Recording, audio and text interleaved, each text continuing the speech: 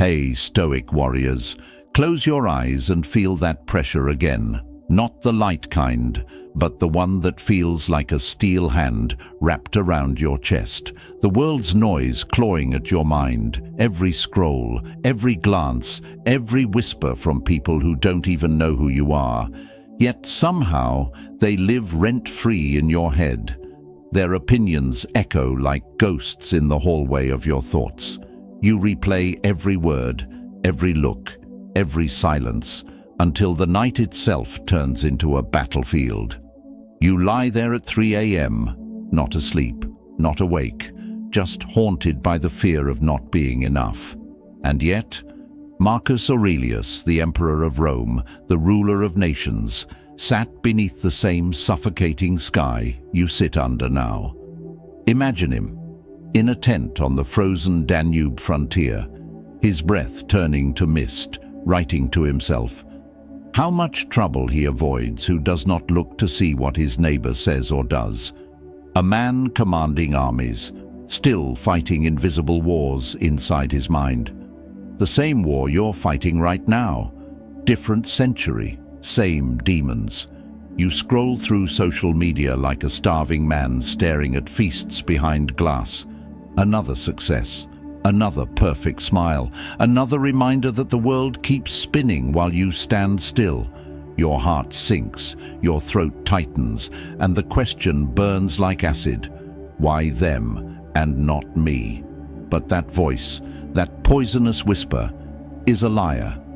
Because while you chase their reflection, your own fire is dying in silence. You've forgotten you were born to create, not to compare.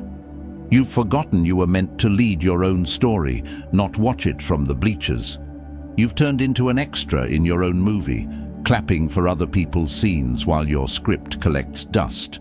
Your potential, wild, raw, untamed, is begging to be unleashed, but your eyes are glued to someone else's path. You pour your energy into decoding their wins, envying their light, never realizing you're the one holding the match that could set your world ablaze. Your own garden is dying because you're too busy counting someone else's flowers. The Stoics knew this madness. They didn't just preach, they lived through storms we can't imagine.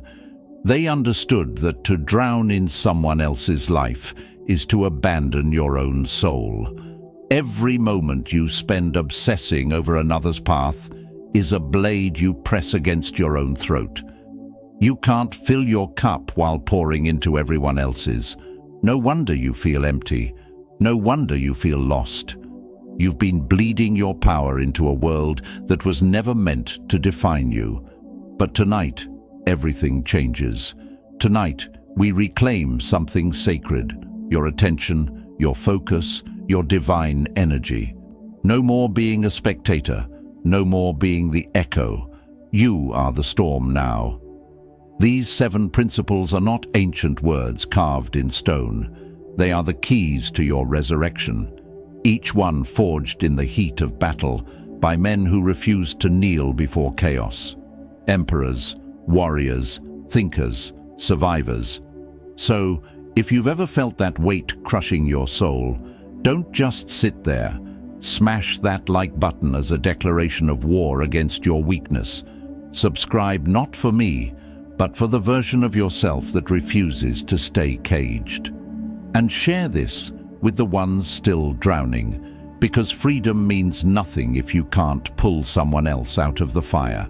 And whatever you do not skip a single second of this video. Every word, every line, every truth from this moment on will rebuild you from the inside out. Drop this in the comments like a battle cry. Today, I reclaim my power. Now let's get into it. Number 1. The mirror principle, your only true competition. Picture this.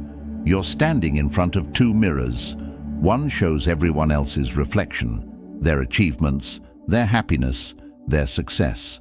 The other shows only you. Which mirror do you spend more time looking at? Be honest. The answer reveals why you're suffering. Epictetus, born a slave, understood freedom better than any emperor. It's not things themselves that disturb us, but our interpretations of those things. Every time you compare yourself to others, you're interpreting their existence as a judgment on yours. But here's the raw truth. Their success doesn't diminish you any more than the moon dims when the sun rises. They're different lights in different skies. I want you to remember the last time you achieved something while looking sideways. You can't, can you? Because every meaningful accomplishment in your life came when you turned inward, when you competed only with who you were yesterday. That promotion, that relationship, that personal breakthrough, they all happened when you stopped watching others and started watching yourself. Think about an athlete training for a marathon. If they constantly turn their head to see who's behind or ahead, what happens? They lose form, they lose breath, they lose pace. But when they focus on their own rhythm, their own breath, their own feet hitting the pavement, that's when they find their flow. That's when they transcend their limitations. The mirror principle isn't about ignorance or isolation. It's about recognition. Recognizing that your journey is incomparable because your starting point, your struggles, your soul's curriculum is uniquely yours. Someone else's. Chapter 20 doesn't invalidate your Chapter 3. Their summer doesn't make your spring wrong. Starting tomorrow morning, I challenge you to try this. Before you check anyone else's life on your phone, check in with yourself. Ask, what do I need today? What can I improve by just 1%? Make your own reflection your homepage, not someone else's highlight reel. You see, when you stop competing with others, something magical happens. You start collaborating with yourself.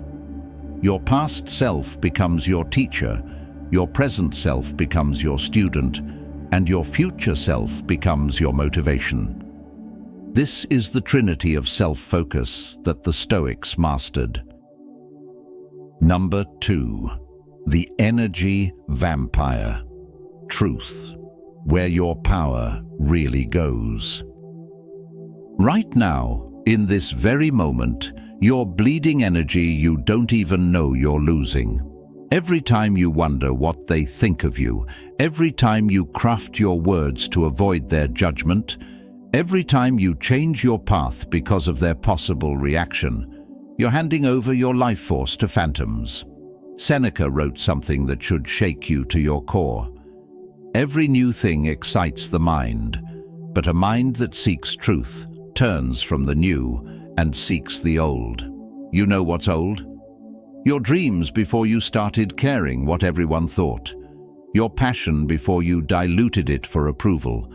Your authentic self before you buried it under layers of social acceptability. Let me paint you a picture you've lived. You have an idea, a dream, something that makes your soul catch fire. But before you even take the first step, you're already in an imaginary courtroom, defending yourself against critics who haven't even spoken. You're fighting ghosts, exhausting yourself in battles that exist only in your mind. By the time you might actually pursue your dream, you're already depleted, defeated by an army of your own creation. I knew someone who spent 7 years, waiting to start her business, because she was terrified of what her successful sister would think. 7 years of life, gone. When she finally started, you know what her sister said? "I'm proud of you."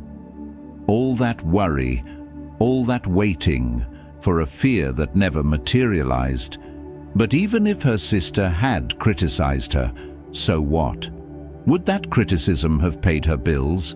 Would it have lived her life for her? Here's what nobody tells you about worry. It's a thief that robs you twice. First, it steals your present moment. Then, it steals your future by paralyzing you from taking action. You're so busy defending against imaginary attacks that you never actually build anything worth defending. The energy you spend worrying about others' opinions could build empires. The mental space you dedicate to their judgments could solve your problems. The emotional labor you invest in their approval could heal your own wounds. You're not tired because life is hard. You're tired because you're fighting everyone else's battles in your head while neglecting your own real war. Number 3, the prison of perception, breaking free from others' opinions. You're living in a prison where you are both the guard and the prisoner. The bars, other people's opinions. The locks, your desperate need for approval. And here's the most tragic part.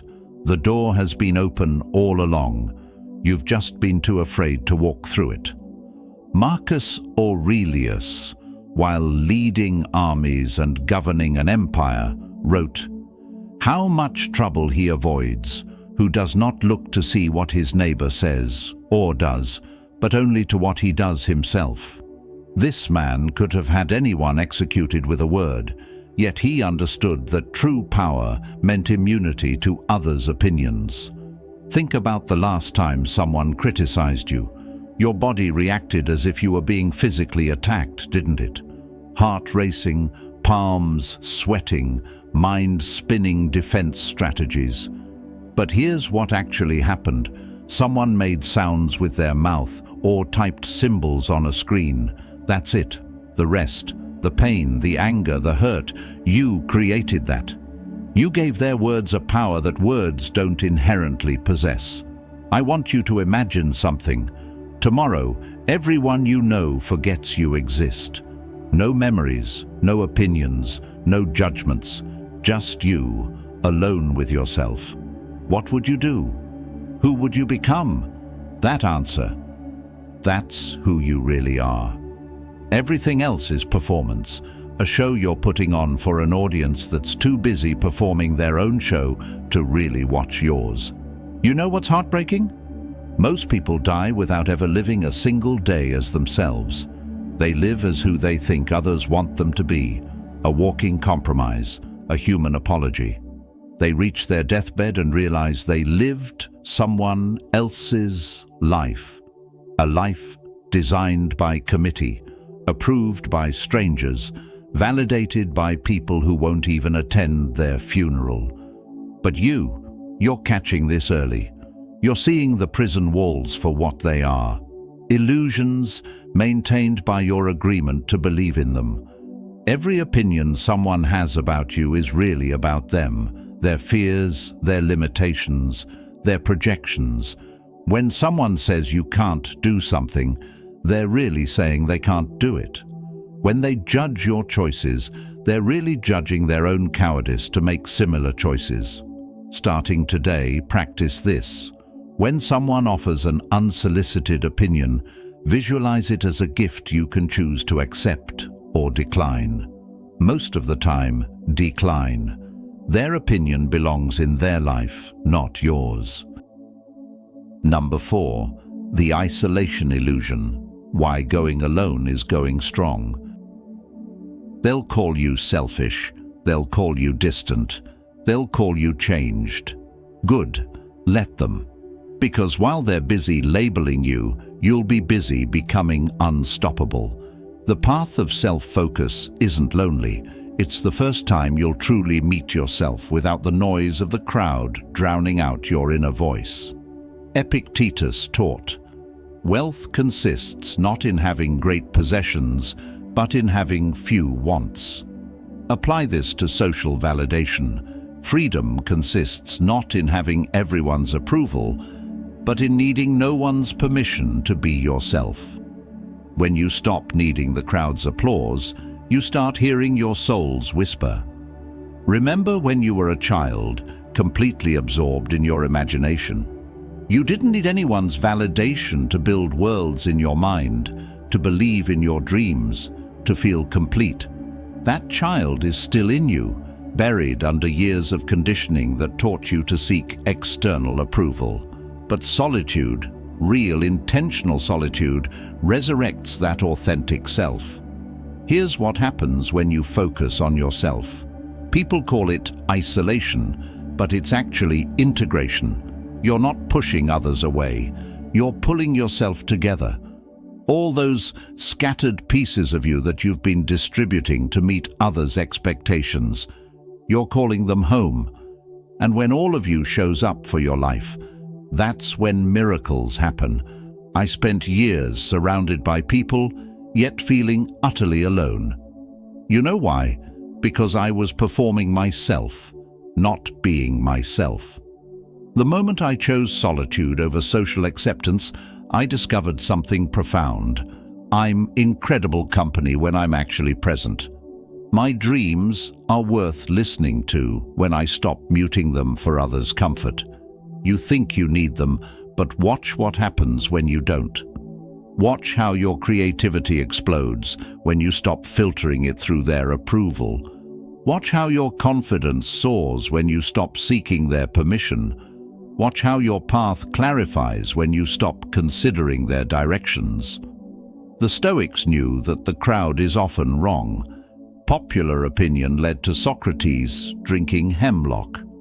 Social approval crowned tyrants and crucified prophets. The majority has never been a good compass for truth or fulfillment. Your soul knows things the crowd will never understand, dreams things they'll never see, feels truths they'll never grasp. This isn't about becoming a hermit. It's about becoming sovereign. When you're complete alone, you bring wholeness to relationships instead of neediness.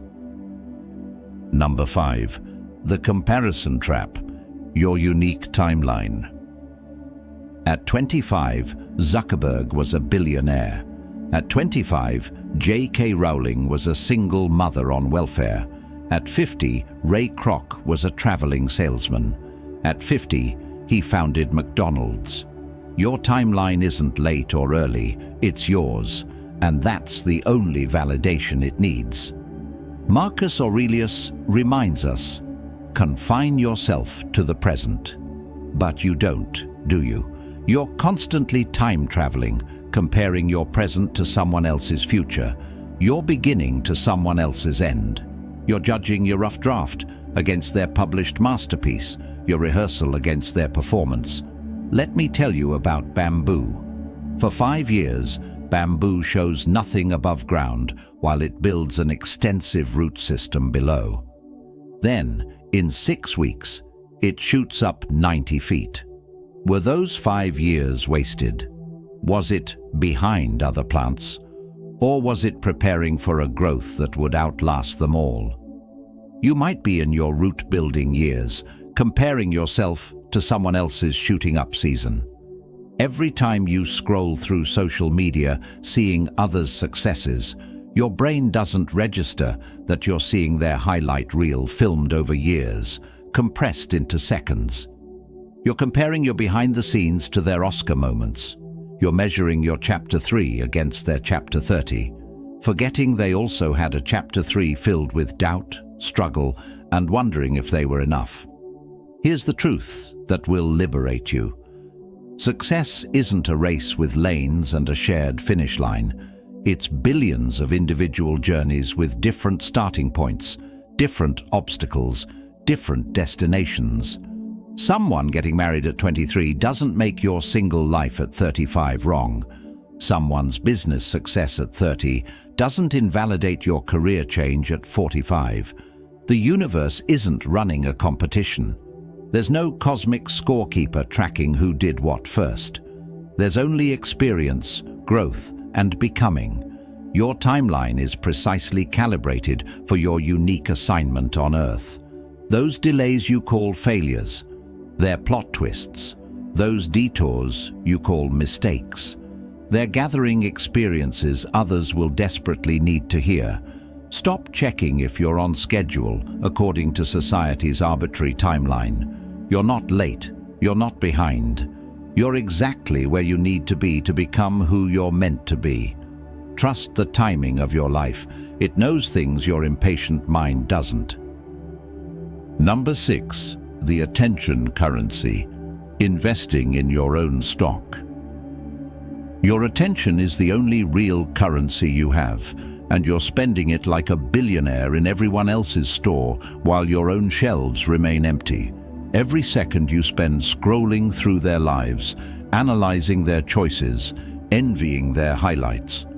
That's a second you've stolen from building your own empire. Seneca knew this truth. Nothing, to my way of thinking, is a better proof of a well-ordered mind than a man's ability to stop just where he is and pass some time in his own company. But when did you last invest a full hour in your own company without distraction, without comparison, without the poison of others' projections? Think about this. If attention was actual money and you had $86,400 to spend each day, how much would you invest in yourself versus spending on watching others? Most people would say they'd invest in themselves, yet every day you have 86,400 seconds, and where do they go? Into their drama, their success stories, their opinions about your life. You're making everyone else rich with the currency of your consciousness, while you remain bankrupt of self-awareness. I want you to feel this in your bones. Every time you check how many likes they got, you unlike your own potential. Every time you watch their story, you stop writing yours. Every time you fear their judgment, you judge yourself unworthy before even trying. You're the investor who studies everyone else's portfolio while your own assets rot from neglect. Here's what focusing on yourself actually looks like. It's turning your phone off when inspiration strikes instead of documenting it for approval. It's sitting with your discomfort instead of drowning it in others' noise. It's asking, "What do I think?" before seeking consensus. It's building in silence and letting success make the noise. The most successful people you admire, they're not watching you. They're not scrolling through your life.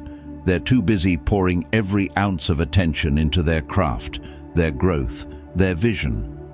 They understand that attention is the seed of manifestation.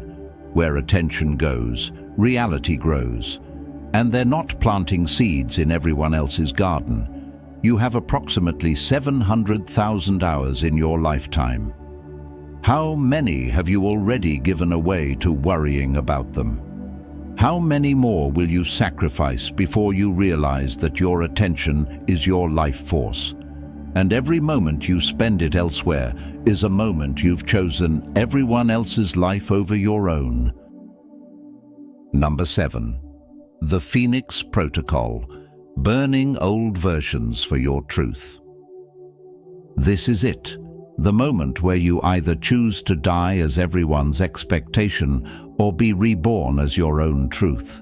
The phoenix doesn't ask permission to burn. It doesn't apologize for its ashes. It doesn't explain its resurrection. It simply honors its nature, destruction of the false, emergence of the true. Marcus Aurelius wrote in his dying days, "It is not death that a man should fear, but never beginning to live." You've been dying a slow death by consensus, suffocating under the weight of who you think you should be. But tonight, right now, you can choose the fire. You can choose to let everything false about you burn. Feel it, that part of you that's screaming to break free. The dreams you've buried under reasonable. The voice you've silenced for appropriate. The life you've postponed for responsible. That's not wisdom keeping you small. That's fear dressed as logic, cowardice masquerading as consideration. Tomorrow when you wake up, you have a choice. You can continue the performance, keep the mask on, stay in the play you never auditioned for.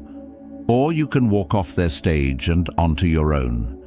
You can stop being a supporting actor in their story and become the hero of yours. Here's your Phoenix Protocol. First, identify everything you do for them, the invisible audience you're constantly performing for. Write it down, every behavior, every choice, every hesitation. Then, one by one, start the burn. Stop explaining your decisions. Stop justifying your dreams. Stop apologizing for your existence. The people who matter will celebrate your resurrection. Those who don't will reveal they were never your people. They were your prison guards, invested in your captivity because your freedom threatens their own cowardice. Let them go. Your phoenix doesn't fly with chains. You think focusing on yourself means being selfish. No, it means being self-full, full of your own purpose, your own power, your own potential. When you're full, you overflow. When you're empty from pouring into everyone else's cup, you have nothing to give. The world doesn't need another copy. It needs the original you were born to be. This is your moment of ignition. Your transformation begins the second you decide that your opinion of yourself matters more than theirs ever could. Rise from those ashes. Your true life is waiting. So here we stand at the edge of your transformation. You came here carrying the weight of the world's opinions, and I hope you're leaving with something infinitely lighter, the truth of who you are when nobody is watching. The Stoics knew what we've forgotten. Your life is not a democracy where everyone gets a vote. It's a sovereignty where only you rule. Every moment from now is a choice, their noise or your voice, their script or your story, their approval or your authenticity. Remember, the prison of others' opinions only exists because you keep walking back to your cell. The door is open. It's always been open. Your freedom is one decision away. The decision to focus on yourself without apology, without explanation, without permission. If this message resonated with your soul, like this video, share it with someone still trapped in the comparison cage. Subscribe to this channel and join a community of people choosing themselves over the crowd's approval. Comment below with your affirmation and declare your independence. Drop this final affirmation in the comments. I am free. I am focused. I am finally myself. Your journey to yourself starts now.